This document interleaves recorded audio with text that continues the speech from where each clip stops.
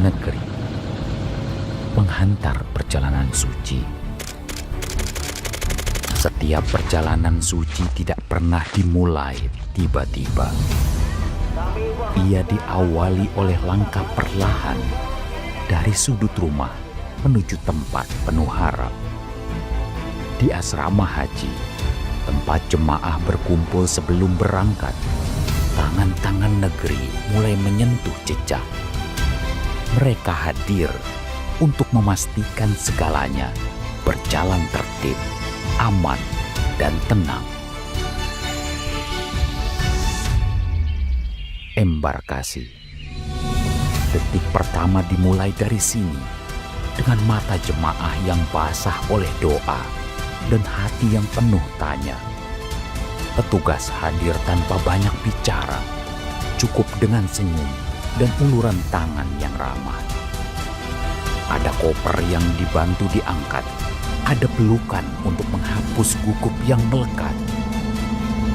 Mereka temani jemaah yang takut naik pesawat, menjawab tanya, memegangi tangan yang gemetar, dan menyeka air mata yang jatuh diam-diam. Semua dalam diam, dalam doa. Lalu pesawat mengudara tinggi, dan tangan-tangan negeri pun ikut terbang, tak pernah jauh dari sisi. Hingga pesawat mendarat di Madinah dan di Jeddah. Tanah asing, suhu terik, bahasa asing. Tapi di sana, senyum petugas kembali menyambut. Koper digeser perlahan, tangan lansia digandeng dengan penuh kasih. Mereka tak pernah bertanya siapa, cukup tahu ini tamu Allah yang harus dijaga sepenuh jiwa. Madinah, kota Nabi. Tempat jiwa menemukan teduhnya. Petugas menjadi kompas penuntun langkah menuju Raudhah, menata barisan, menjaga antrian. Mereka mungkin tak sempat sholat di saf terdepan. Mereka sibuk memastikan tak ada jamaah yang tertinggal di belakang. Maka jantung ibadah berdetak di sini. Dari dapur catering hingga lift hotel tinggi, petugas menata langkah demi kenyamanan jamaah. Ada makanan hangat, ada jadwal bus yang tepat. Semua lahir dari koordinasi yang senyap namun sigap. Marwal dan Miss Falah, apa ada yang monitor saudaraku? Mereka tak tawaf, tak pula ikut sa'i. Tapi merekalah yang memastikan semua jemaah paham akan tata cara agar ibadahnya sempurna, agar tak ada lagi yang tersesat atau bahkan lupa. Dan saat itu terjadi, satu jemaah hilang arah. Jamaah yang telah jalan dan bisa pulang ini. Namun mereka tak menyalahkan.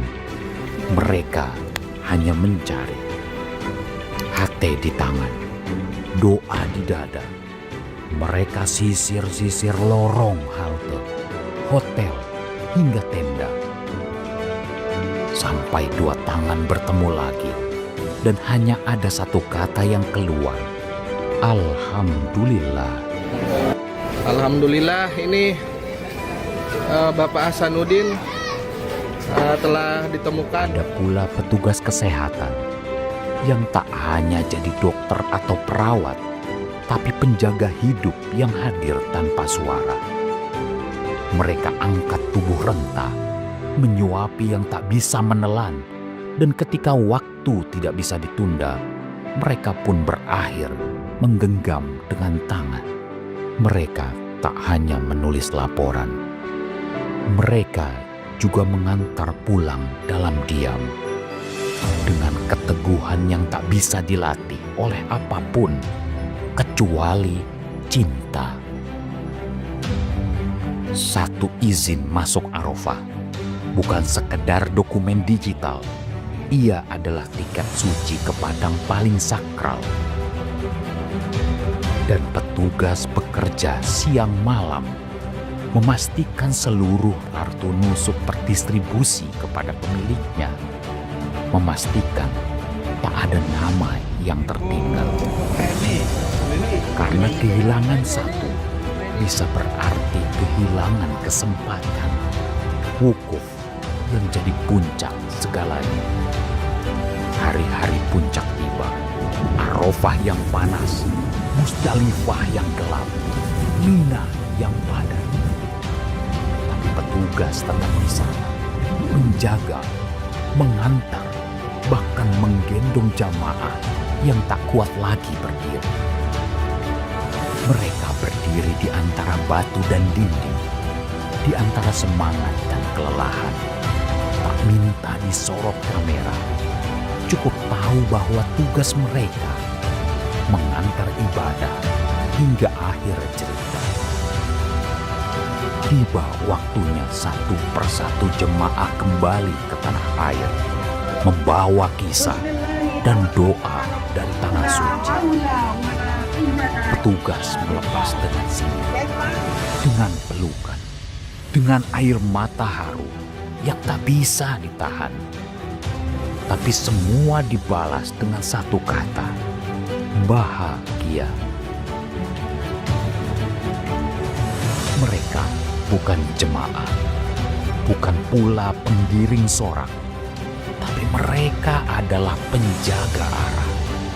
Dari gerbang awal hingga pintu akhir, mereka hadir dalam diam, dalam ikhlas yang tak bersyarat.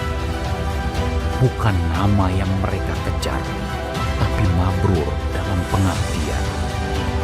Karena mereka adalah tangan-tangan negeri yang merawat ibadah ini dengan sepenuh hati.